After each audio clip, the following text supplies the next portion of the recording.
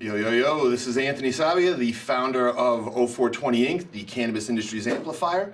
I probably get asked that now on a weekly basis, what that is, and for the last couple of years, I've been hustling real hard to try to define that. A couple months ago, my mom got really sick. She was hospitalized. The doctor had basically convinced her that it was cancer, and I reached out. Different colleagues, friends, competitors, a lot of them who I have not met, all shocked me in a way I hadn't been affected before by anything I've ever posted. I got such an overwhelming response back from that community with advice, with offers for medicine, with their own personal experiences, and it deeply, deeply affected me. I was changed. I definitely had to figure out some kind of way to do this, something more, because cannabis essentially has saved me. Last month, was 3 years. I've been pharma-free. I haven't touched a pill. I don't even like to take aspirin now. I feel like I'm gonna get duped on something. It's been 18 months since I've had a drink.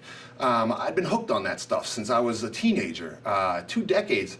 I overdosed twice, and not once, twice. I woke up inside of a hospital with the gift of seeing the needles and having the shakes and being told, I flatlined and was, because of people acting early enough, I was able to live. So I've lost, my best friend died from an overdose, so did his younger brother. I mean, that's stuff that I think about all the time, every day. There's no two ways around it. I used cannabis and hemp to just get myself back when you're taking like a heavy pharma dose, and it's for a long time. There's a psychosis that just starts to become, I mean, I was crazy, psychotic, and in terms of the last 3 years, using this medicine to get my mind right, and I've discovered myself, who I really am capable of, and I know for a fact the best years of my life are ahead of me, not behind me. The love and the passion that's coming out of the cannabis industry, it's not something that gets contrived like you get taught inside of a sales seminar by a pharma company that's profit-driven. This is a conviction. This is a deep, deep passion it's ferocious, actually. To tell you the truth, it's inspiring. Forming 0420 Inc. the last couple years and engaging with this entire industry has been the ultimate gift for me and honor.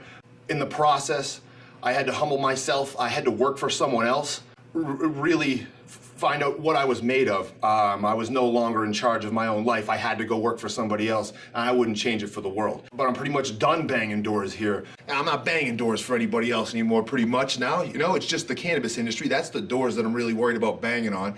And it's yours. I mean? It's your door, President Trump, The White House or Trump Plaza, Mar-a-Lago, wherever you're at. I know you're shucking and jiving. You don't want anyone to know where you are. I'm actually kind of like that. Those are the doors that we're focused on, and we're gonna get a sit down with you, old school style. 0420 Inc.